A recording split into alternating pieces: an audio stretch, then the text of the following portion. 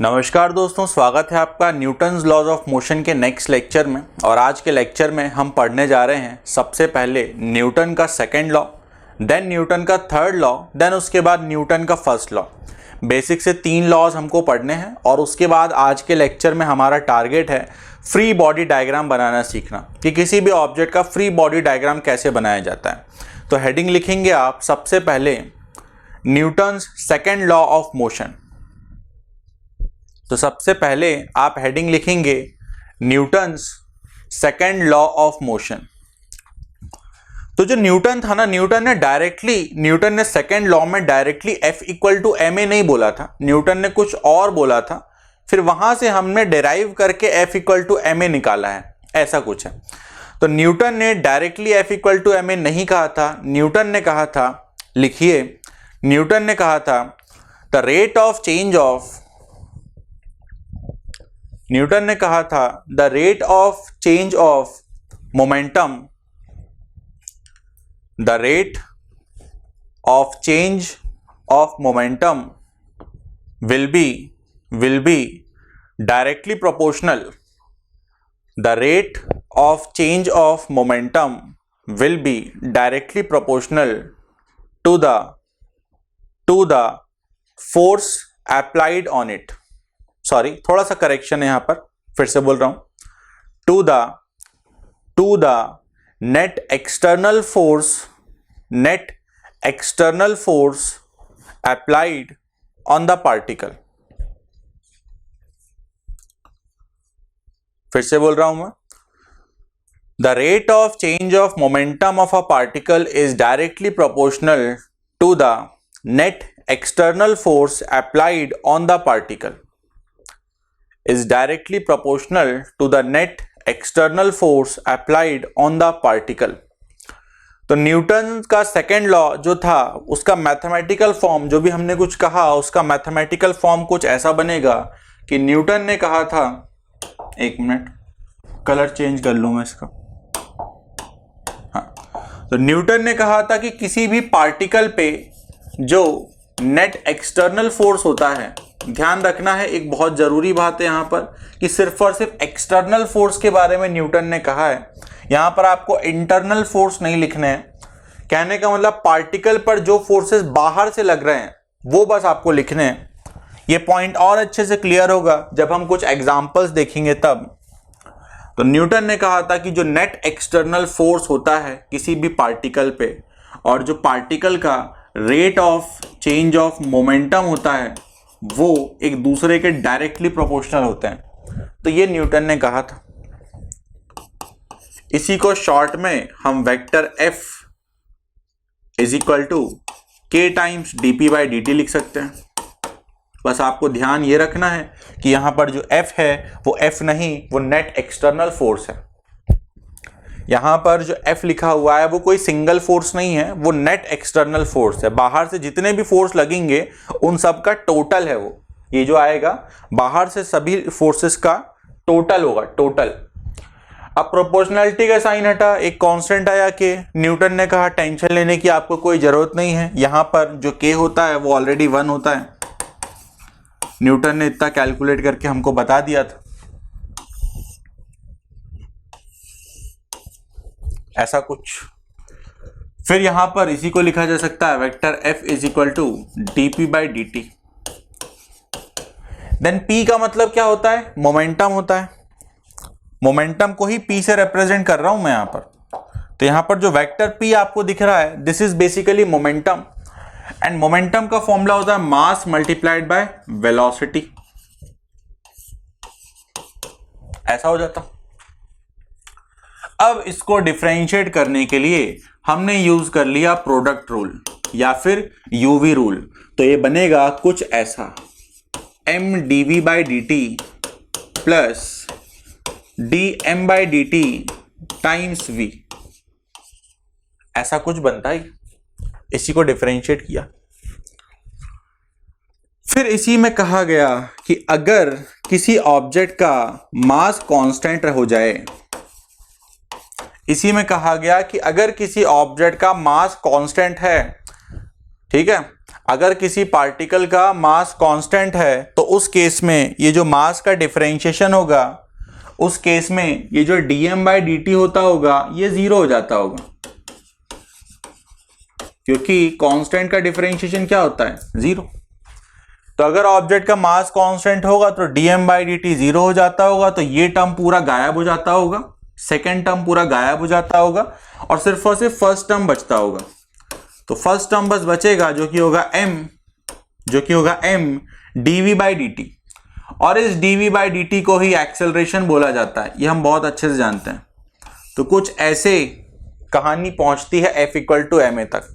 कहने का मतलब कि f = ma is not always valid, है ना। f = ma लगाने में भी कुछ कंडीशन है। तो f = ma उन्हीं ऑब्जेक्ट्स पर लगता है जिन ऑब्जेक्ट्स का मास कांस्टेंट होता है। अब कई बच्चों के दिमाग में ये सवाल भी उठ सकता है, सर ये आप क्या बात कर रहे हो, सर मास तो कांस्टेंट ही होता है। जैसे सर देखिए सर, रिमोट का मास कांस्टेंट है, सर पेंसिल का मास जो है कांस्टेंट है, बोर्ड का मास कांस्टेंट है। तो बात आपकी सही है, इन सब ऑब्जेक्ट का मास कांस्टेंट है। लेकिन मान लो ये बॉटल में पानी भरा हुआ है, इसी का मैं ढक्कन खोल के बॉटल को, अगर इसी का ढक्कन खोल के मैं बॉटल को उल्टा कर दूं तो धीरे धीरे पानी नीचे गिर जाएगा ना, तो इसका मास चेंज कर जाएगा ना। तो ऐसे ऑब्जेक्ट्स के लिए आप f = ma नहीं लगाओगे, जिनका मास वेरिएबल होता हो, जिनसे मास थोड़ा थोड़ा करके लीक कर जाता हो। जैसे बलून में आप छेद कर दो छोटा सा, तो बलून से धीरे धीरे गैस लीक कर जाएगी, तो वहां पर मास कांस्टेंट नहीं है। गैस सिलेंडर आप घरों में यूज करते हो, तो धीरे धीरे भी उससे गैस यूज हो जाती है, सिलेंडर का मास कम हो जाता है, तो वहां पर भी f = ma आप नहीं लगा सकते। दिवाली में आप रॉकेट जलाते हो, तो जैसे जैसे रॉकेट ऊपर जाता है उसके अंदर का जो मसाला होता है पूरा जल जाता है, बर्न हो जाता है, तो वहां पर भी रॉकेट का मास डिक्रीज हो जाता है। तो ऐसे दुनिया में कई एग्जाम्पल्स हैं जहां पर मास वेरिएबल हो सकता है, बस आपको अपना दिमाग लगाना पड़ेगा। तो इतना ज्यादा सोचने की जरूरत नहीं है। फिलहाल अभी हम जो चैप्टर पढ़ने जा रहे हैं that is Newton's laws of motion, इसमें जितने भी ऑब्जेक्ट्स आपके सामने आएंगे उन सभी ऑब्जेक्ट्स का मास जो है वो कांस्टेंट ही रहेगा, ठीक है। तो आप इस बारे में टेंशन ना ही लें। मास वेरिएबल वाली कहानी अगर आएगी भी तो वो आगे जाकर के आएगी, बहुत आगे, सेंटर ऑफ मास वाला जो चैप्टर आएगा उसमें कहीं जाकर के मास वेरिएबल के क्वेश्चंस आपको देखने को मिलेंगे। फिलहाल इस चैप्टर की बात करें तो इस चैप्टर में सारे ऑब्जेक्ट्स आपको कांस्टेंट मास के साथ ही मिलने वाले हैं। तो ये होता है न्यूटन का second law.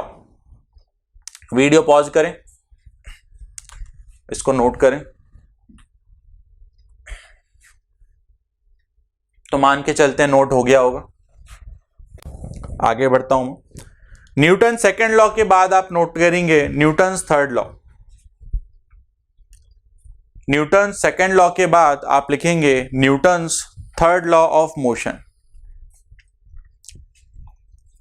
Newton second law के बाद लिखना आपको Newton's third law of motion. इसका स्टेटमेंट बोल रहा हूं मैं, फिर एक्सप्लेन करूंगा मैं।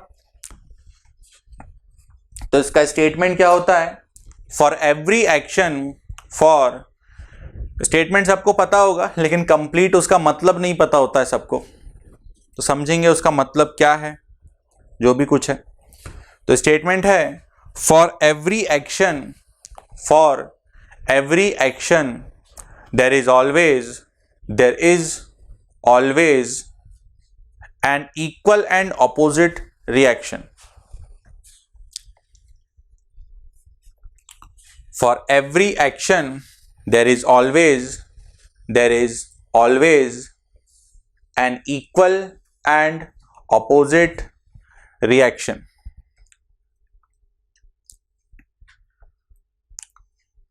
अब इसका क्या मतलब होता है? सबसे पहली बात तो एक एग्जाम्पल से समझते हैं। एग्जाम्पल यह है कि अगर मैंने दीवार पर फोर्स लगाया होगा, ठीक है, मान लो अगर मैंने वॉल को पुश कर दिया, तो अगर मैंने वॉल को पुश किया होगा तो उस वॉल ने भी मुझे पुश किया होगा। इसका यह मतलब है कि मैं दीवार पर जो भी फोर्स लगाऊंगा, मान लेते हैं मैंने वॉल पे जो फोर्स लगाया उसको आप एक्शन बोल दो, तो अगर मैंने वॉल पर F फोर्स लगाया होगा इस डायरेक्शन में, है ना, इस डायरेक्शन में टुवर्ड्स राइट, तो उस वॉल ने भी मुझ पर एक इक्वल एंड ऑपोजिट मतलब मैग्नीट्यूड सेम एंड डायरेक्शन उल्टा। मतलब मान लो अगर मैंने 10 न्यूटन का फोर्स वॉल पे टुवर्ड्स राइट लगाया होगा, तो उस वॉल ने भी मुझ पर 10 न्यूटन का फोर्स टुवर्ड्स लेफ्ट लगा दिया होगा, ऐसा। तो इस स्टेटमेंट का सिंपल सा मतलब है, for every action there is always equal and opposite reaction. मतलब अगर आपने किसी ऑब्जेक्ट पर F फोर्स लगाया तो वो ऑब्जेक्ट भी आप पर F फोर्स लगाता होगा। अगर आप F फोर्स राइट में लगा देते होगे तो वो आप पर लेफ्ट पे लगा देता होगा। अगर आप किसी ऑब्जेक्ट पर F फोर्स अप लगा दोगे तो वो आप पर F फोर्स डाउन लगा देगा। तो ये होता है न्यूटन का थर्ड लॉ। अब इसमें काफी जरूरी बातें होती हैं। तो उसमें पहली जरूरी बात यह है कि जो लॉ हमने लिखा है इसमें जो एक्शन और रिएक्शन है ना, ये रॉन्ग इंप्रेशन देते हैं। सुनने में ऐसा लगता है कि शायद एक्शन पहले आता होगा, रिएक्शन बाद में आता होगा। सुनने में ऐसा लगता है, लेकिन ऐसा कुछ नहीं है। एक्शन और रिएक्शन पेयर जो होते हैं वो साइमल्टेनियसली एक्ट करते हैं। आप सिंपली सोचिए कि मैंने दीवार को ऐसे जोर से धक्का मार दिया। अब ऐसा तो है नहीं मैं दीवार को धक्का मार के आ गया और अपने दोस्तों के साथ बात कर रहा था और 1 घंटे के बाद मुझे वापस पीछे से धक्का मिले, ऐसा तो होगा नहीं। सीधी सी बात है, जिस मोमेंट पर दीवार पर मैंने फोर्स लगाया होगा एग्जैक्टली उसी मोमेंट पर दीवार ने भी मुझ पर फोर्स लगा दिया होगा। सिंपल सी बात है। तो नेक्स्ट पॉइंट हमारा यही होने वाला है कि जो एक्शन और रिएक्शन होता है वो एक रॉन्ग इंप्रेशन देता है, लेकिन एक्चुअली में एक्शन और रिएक्शन पेयर साइमल्टेनियसली लगाए जाते हैं, एक साथ लगाए जाते हैं। ये पॉइंट अभी कंप्लीट नहीं हुआ है, इसमें एक और बात छोटी सी ऐड होगी, और वो छोटी सी बात ये है कि अगर आपने F फोर्स वॉल पे लगाया होगा तो वॉल ने आप पर F फोर्स लगाया होगा। इस चीज को जरा डायग्राम से समझते हैं। मान लेते हैं कि ये वॉल थी और मान लेते हैं ये आप थे। तो मैं ये कहना चाहता हूं कि अगर आपने वॉल पर F फोर्स लगाया होगा तो वॉल ने भी इक्वल एंड ऑपोजिट आप पर F फोर्स लगाया होगा। अगर आपने वॉल पर F फोर्स लगाया होगा तो वॉल ने भी इक्वल एंड ऑपोजिट आप पर F फोर्स लगाया होगा। तो नेक्स्ट पॉइंट नहीं, उसी पॉइंट का जो नेक्स्ट रिमेनिंग पार्ट है वो ये है कि action and reaction pair simultaneously तो लगता है, लेकिन वो डिफरेंट ऑब्जेक्ट पर लगाया जाता है। एक्शन और रिएक्शन डिफरेंट ऑब्जेक्ट्स पर होते हैं, सेम ऑब्जेक्ट पे नहीं लगाए जाते। तो अगर आप इसको एक्शन बोलते हो इसको, तो ये अपने आप रिएक्शन हो जाएगा, और अगर आप इसको एक्शन बोलते हो तो ये रिएक्शन हो जाएगा। मतलब ऐसा कोई जरूरी नहीं है कि किसी सिंगल फोर्स को एक्शन बोला जाए। ये जो इनका पेयर होता है ना, ये जो एक्शन रिएक्शन पेयर होता है, इसमें से किसी भी एक को आप एक्शन बोल सकते हो एंड दूसरा वाला अपने आप रिएक्शन हो जाता है। तो मैंने काफी सारी बातें बोल दी। इन शॉर्ट अगर बात करनी है, एक पॉइंट के फॉर्म में लिखना है, तो हम यही कहेंगे कि एक्शन और रिएक्शन पेयर साइमल्टेनियसली लगाए जाते हैं और डिफरेंट ऑब्जेक्ट्स पर लगाए जाते हैं। तो नेक्स्ट पॉइंट लिखेंगे आप लोग। नेक्स्ट पॉइंट आएगा action and reaction pair action and reaction pair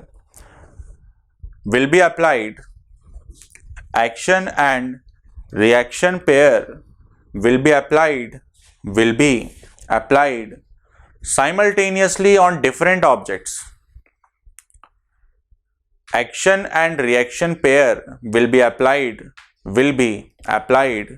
simultaneously on different objects. Simultaneously on different objects.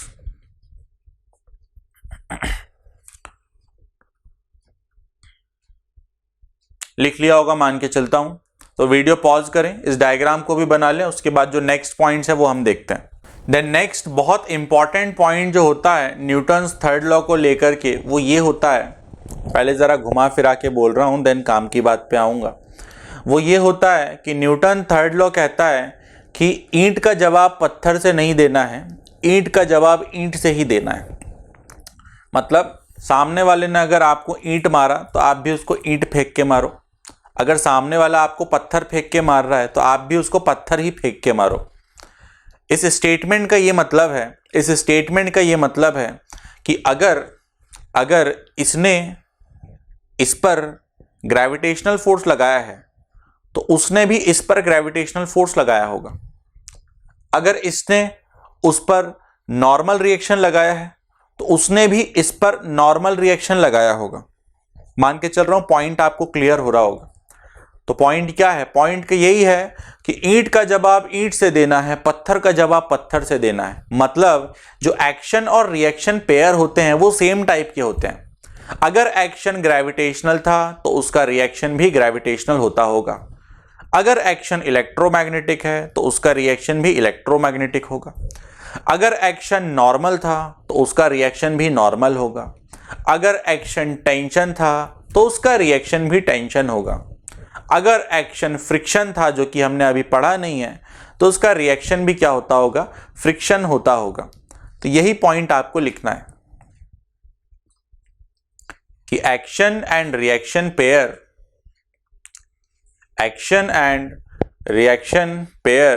will be of same nature, will have action and reaction pair will have the same nature या फिर will be having the same nature.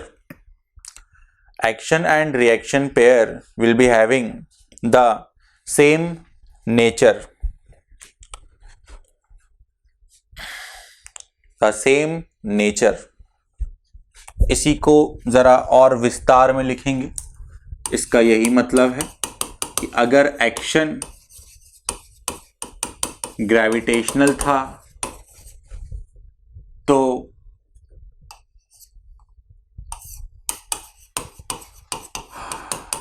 Reaction भी क्या होगा? Reaction भी gravitational ही होगा। एक minute, ये move नहीं कर रहा।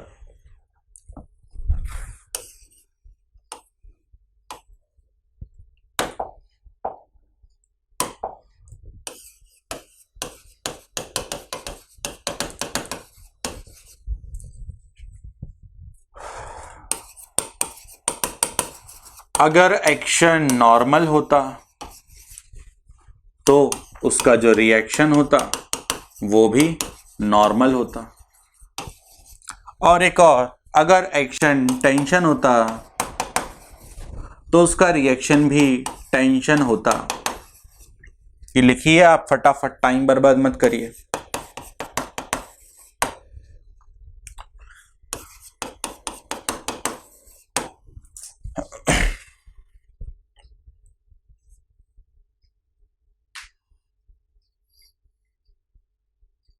तो मान के चलते हैं लिख लिया होगा। एक और छोटे से डायग्राम से जरा समझते हैं और हम क्या कहना चाह रहे हैं। मान के चल रहा हूं लिख लिया होगा। एक और छोटा सा एग्जांपल देखो।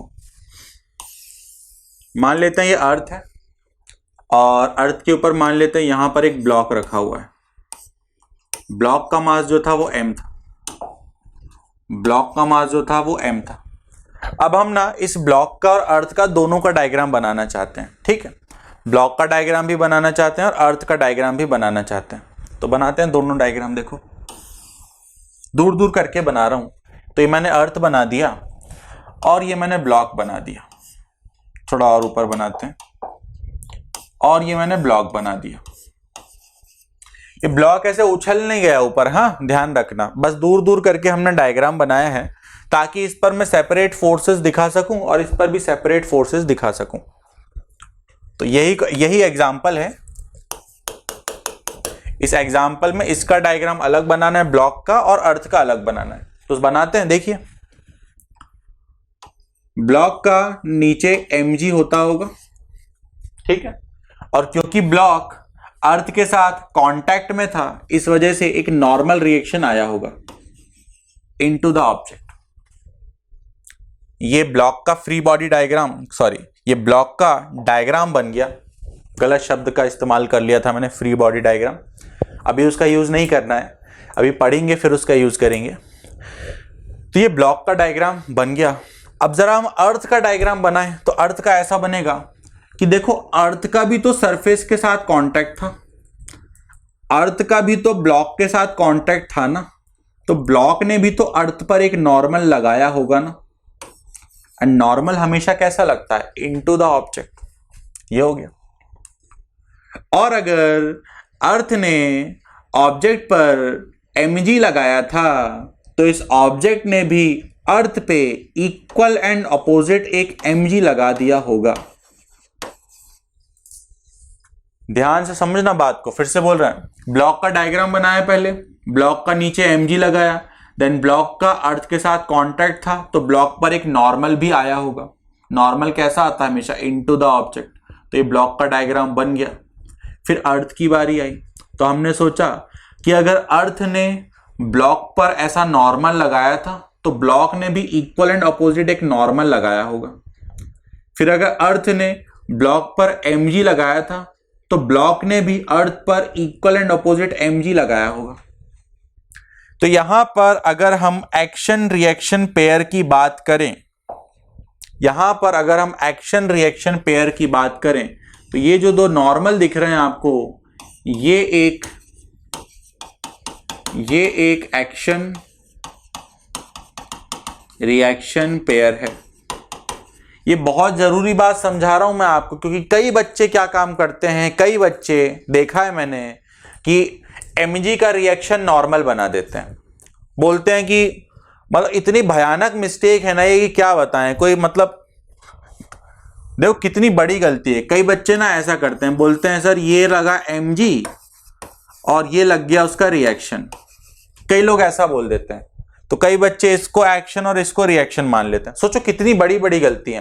पहली गलती तो इसमें यही कर दी कि एक्शन और रिएक्शन पेयर एक ही ऑब्जेक्ट पे लगा दिया, जो कि अभी अभी लिखवाया गया है कि एक्शन और रिएक्शन पेयर डिफरेंट ऑब्जेक्ट्स पे लगते हैं। तो देखो यहाँ सबसे बड़ी गलती तो यही हो गई कि एक्शन और रिएक्शन पेयर एक ही ऑब्जेक्ट पे लग गए। दूसरी गलती, अलग अलग टाइप के हैं, ये ग्रेविटेशनल है और वो इलेक्ट्रोमैग्नेटिक है, तो एक और गलती। तो इस टाइप की गलती आप लोग ना करो, इस वजह से आप लोगों को ऐसा बताया जा रहा है। mg और नॉर्मल लगाना गलती नहीं है ना, कोई मेरी बात को गलत मत समझ जाना। mg और नॉर्मल लगाना गलती नहीं है, ये डायग्राम बिल्कुल सही है। लेकिन यहां पर ये बोलना कि सर ये अगर एक्शन है तो ये रिएक्शन है, ये बोलना गलत है। ठीक है, तो ये डायग्राम तो सही था, लेकिन ऐसा बोलना गलत हो जाएगा कि ये एक्शन है और ये रिएक्शन है, ऐसा बोलना गलत हो जाएगा। क्योंकि आपको एक बात अच्छे से ध्यान रखनी है कि जो एक्शन और रिएक्शन पेयर होते हैं वो अलग अलग ऑब्जेक्ट्स पे होते हैं। दूसरी बात, अगर एक्शन ग्रेविटेशनल है तो रिएक्शन भी क्या होता होगा, ग्रेविटेशनल। तो वापस आते हैं पॉइंट पे, थोड़ा सा हम भटक गए थे। हम क्या समझा रहे थे, हम ये समझा रहे थे ये कि हमने ब्लॉक का डायग्राम बनाया, हमने अर्थ का डायग्राम बनाया। अब यहां पर अगर आप इसको एक्शन बोलोगे तो इसका रिएक्शन ये होगा, इसको एक्शन बोलोगे तो उसका रिएक्शन ये होगा। ठीक है, तो ये बन गया एक एक्शन रिएक्शन पेयर। ठीक वैसे ही ये जो आपको ये दो mg दिखाई दे रहे हैं, ये होता होगा एक और एक्शन रिएक्शन पेयर। अगर आप इसको एक्शन बोलोगे तो उसका रिएक्शन ये हो जाएगा, अगर आप इसको एक्शन बोलते तो इसका रिएक्शन वो हो जाता। देख सकते हो सारी चीजें वैलिड चल रही हैं बिल्कुल। एक्शन और रिएक्शन देखो अलग अलग ऑब्जेक्ट पे लगे हैं। एक्शन ग्रेविटेशनल है तो देख सकते हो रिएक्शन भी कैसा है, ग्रेविटेशनल है। तो मान के चलता हूं इतना सारा जो मैंने एक बात को कई बार बोला तो उससे दिमाग में आपकी बात एकदम जाके बैठ गई होगी। तो ये डायग्राम बनाइए वीडियो पॉज करके, उसके बाद फिर हम आगे बढ़ते हैं। ये एक ही अर्थ है, हाँ कोई इसको छोटा सा अर्थ मत समझ लेना, ये ऐसी बस सर्कल बनाया मैंने, बोलो तो मिटा देता हूँ, रुक जाओ, नहीं तो कोई सोचने लगे दो दो अर्थ आ गए। तो लेक्चर को आगे बढ़ाते हैं और बात करते हैं न्यूटन फर्स्ट लॉ की, जो कि बहुत ज़्यादा इतना कुछ ज़रूरी नहीं होता है। तो लिखेंगे आप न्यूटन फर्स्ट लॉ, और न्यूटन फर्स्ट लॉ जो है सेकंड लॉ से ही डिराइव होता है। और न्यूटन का फर्स्ट लॉ बड़ी सिंपल सी बात कहता है, न्यूटन का फर्स्ट लॉ कहता है कि F is equal to dp/dt तो होता ही है। ये कहाँ से आया, सेकंड लॉ से आया। तो न्यूटन का फर्स्ट लॉ कहता है कि अगर इसी में नेट एक्सटर्नल फोर्स 0 हो जाए, मान लो इसी में अगर नेट एक्सटर्नल फोर्स 0 हो जाए, अगर इसकी वैल्यू 0 हो जाए तो जो dp/dt होता होगा वो भी 0 हो जाता होगा। सीधी सी बात है, ये 0 होगा तो ये भी 0 होगा। उसके बाद न्यूटन ने ये कहा कि अगर मोमेंटम का डिफरेंशिएशन 0 हुआ है, इसका यही मतलब होगा कि जो मोमेंटम है वो कांस्टेंट होता होगा। इसका यही मतलब है कि जो मोमेंटम है वो भी क्या हो जाता होगा, कांस्टेंट होता होगा, क्योंकि कांस्टेंट का डिफरेंशिएशन ही तो 0 होता है ना। इसका क्या मतलब होगा कि मास इनटू वेलोसिटी कांस्टेंट हो जाता होगा। फिर अगर इसी में हम छोटी सी एक और कंडीशन चिपका दें कि अगर मास भी कांस्टेंट है, देखो मास इनटू वेलोसिटी कांस्टेंट था, अब इसमें आपने मास को भी कांस्टेंट कर दिया, तो इसका यही मतलब हो जाएगा कि जो वेलोसिटी है वो भी कांस्टेंट हो जाती होगी। तो यही होता है न्यूटन का फर्स्ट लॉ, यही होता है, ये जो लिखा है ना v इक्वल टू कॉन्स्टेंट, इसी को न्यूटन का फर्स्ट लॉ बोला जाता है। इसी को आप लॉ ऑफ इनर्शिया के नाम से भी जानते हो। तो जरा समझते हैं कि ये क्या कहना चाहते हैं, यहां जो भी कुछ लिखा हुआ है। इन्होंने कहा कि अगर एक्सटर्नल फोर्स 0 हो गया तो dp/dt 0 होगा। डिफरेंशिएशन ऑफ p 0 का मतलब p कांस्टेंट होता होगा। देन p का फॉर्मूला लगाया मास इनटू वेलोसिटी कांस्टेंट। फिर कहा अगर मास भी कांस्टेंट है तो वेलोसिटी कांस्टेंट हो जाती होगी। तो ये जो पूरी कहानी लिखी गई है, इसका हिंदी में ये मतलब होगा कि अगर किसी पार्टिकल पर लगने वाला नेट एक्सटर्नल फोर्स 0 है तो उस पार्टिकल की वेलोसिटी सीधे सीधे कांस्टेंट हो जाती होगी। बस एक छोटी सी कंडीशन है, क्या? मास भी कांस्टेंट होना चाहिए, मास भी कांस्टेंट होना चाहिए, ये एक छोटी सी कंडीशन है। इसी को आप लॉ ऑफ इनर्शिया के नाम से जानते हो। इसी को आपको बचपन में ऐसा पढ़ाया जाता है कि अगर कोई पार्टिकल रेस्ट पे पड़ा है तो रेस्ट पे ही पड़ा रहेगा।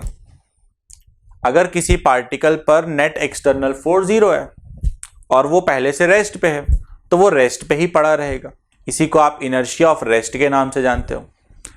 फिर एक और आप जानते हो कि अगर नेट एक्सटर्नल फोर्स 0 है और कोई ऑब्जेक्ट मान लो 10 मीटर पर सेकेंड से नॉर्थ में जा रहा है तो वो 10 मीटर पर सेकेंड से ही नॉर्थ में ही जाता रहेगा। तो वो भी तो यही बात बोल रहे हैं ना, वेलोसिटी कांस्टेंट हम बोल रहे हैं, वो इसी को ट्रांसलेट करके बोल रहे हैं। हमने सिंपली कह दिया वेलोसिटी कांस्टेंट रहेगी, वो क्या कह रहे हैं? वो कह रहे हैं कि कोई पार्टिकल अगर 10 मीटर पर सेकेंड से नॉर्थ में जा रहा था तो वो 10 मीटर पर सेकेंड से ही नॉर्थ में ही जाता रहेगा। तो बात तो वही हुई ना, वेलोसिटी कांस्टेंट। तो वेलोसिटी कांस्टेंट का यही मतलब हो जाएगा कि अगर रेस्ट पे है then remain at rest. Velocity constant का यही तो मतलब होगा ना कि अगर रेस्ट पे है तो रेस्ट पे ही पड़ा रहेगा।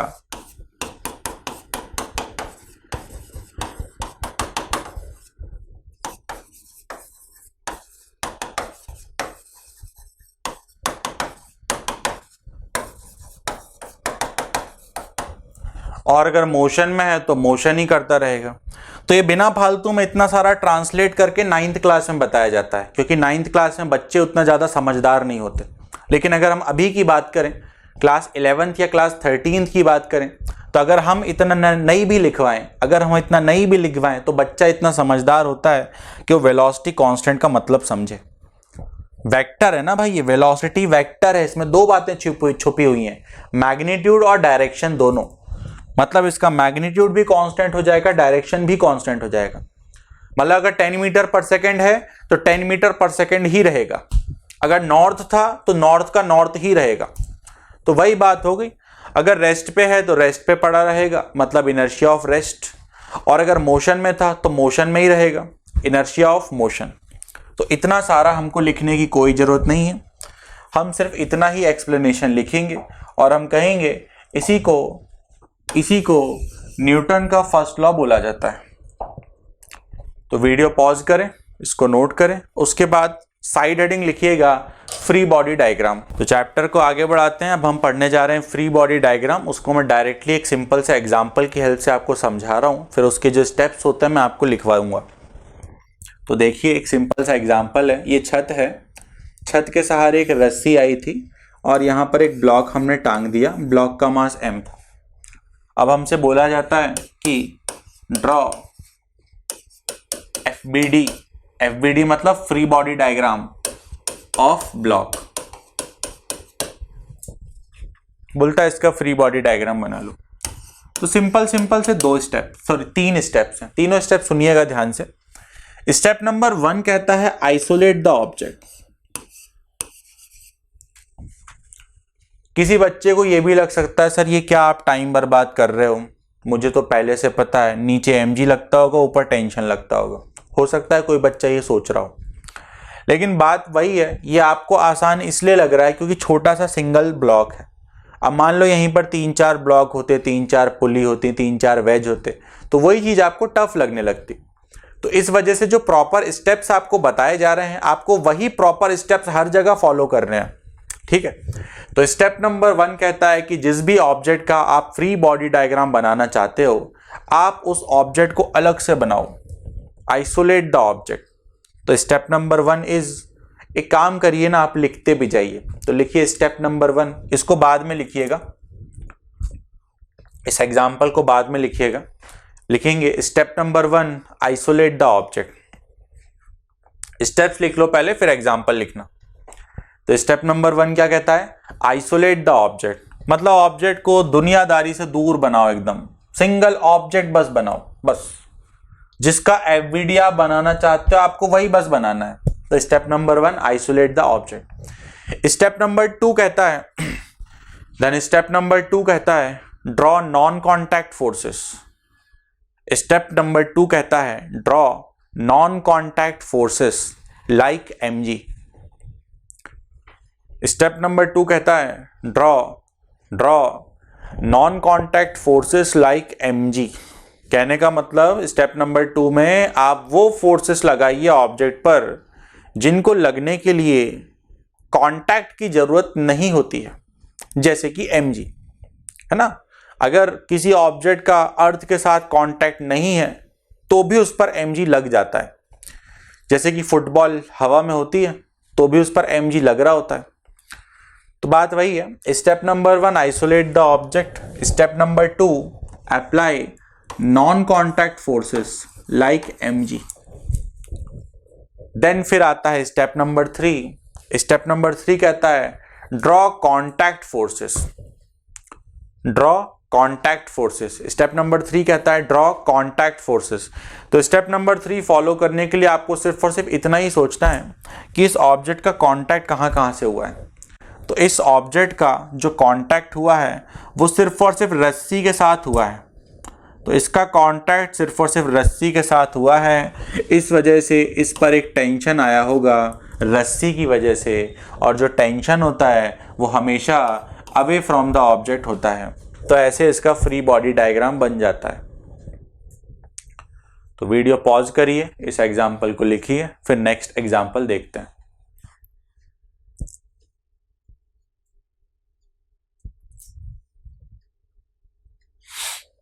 चलो मान के चलते हैं लिख लिया होगा। दूसरा एग्जाम्पल देखिए, ये भी बहुत इजी एग्जाम्पल है। यह मास का ब्लॉक एक सरफेस के ऊपर रखा हुआ है। अब फिर से बोला जाता है ब्लॉक का FBD बना दो। तो देखो अब बहुत आसान लगेगा। Step number 1 isolate the object. Step number 2 apply non contact forces. फिर देख लो step number 3 draw contact forces. तो देखिए इसका कॉन्टैक्ट जो है, इसका कांटेक्ट इस सरफेस के साथ हुआ है, और जब भी सरफेस के साथ कांटेक्ट होता है क्या आता है, नॉर्मल रिएक्शन आता है, और नॉर्मल रिएक्शन हमेशा इनटू द ऑब्जेक्ट होता है। तो ये इसका FBD बन गया। वीडियो पॉज करके नोट कर लीजिएगा, मैं नेक्स्ट एग्जांपल की तरफ जा रहा हूं।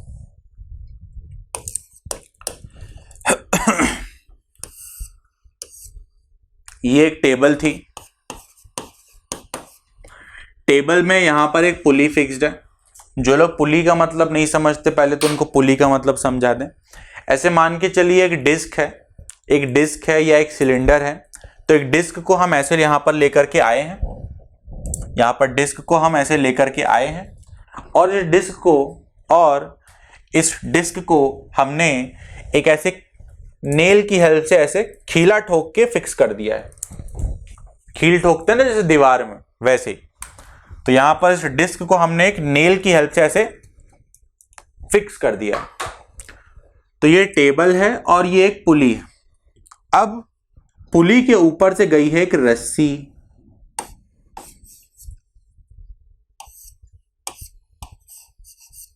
यहां पर M1 है, यहां पर M2 है।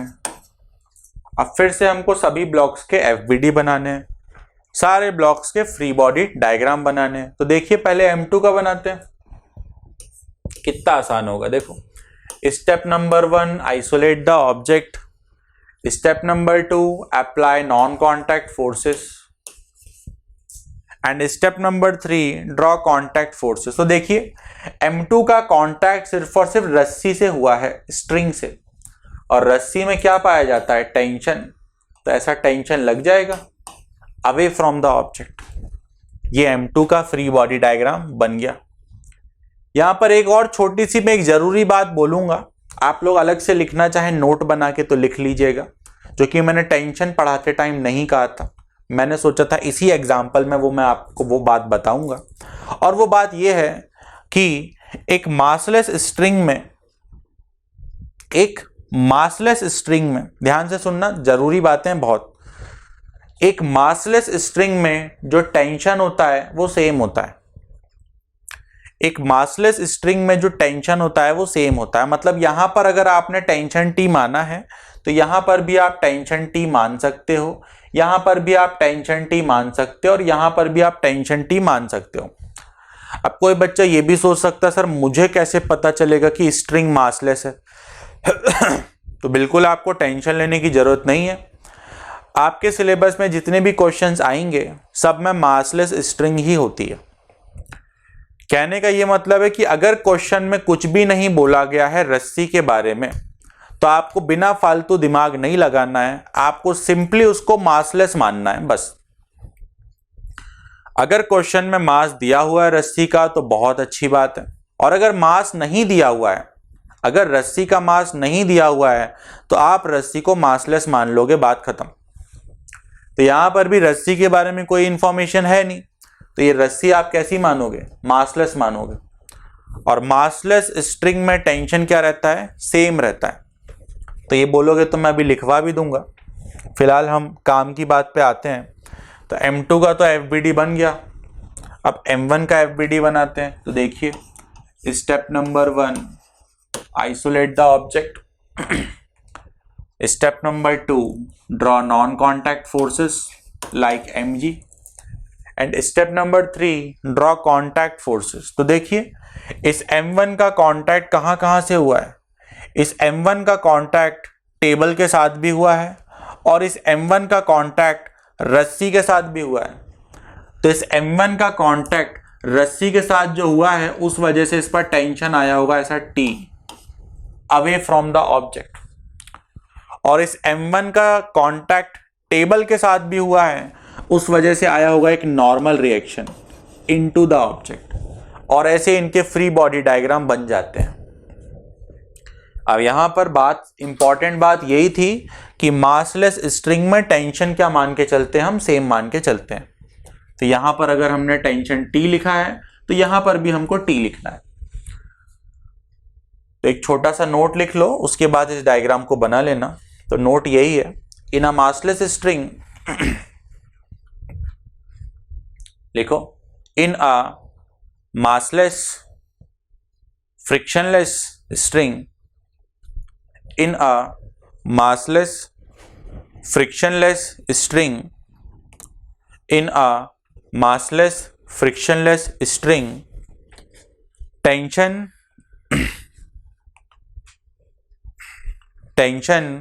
will be same at every point. Tension will be same at every point.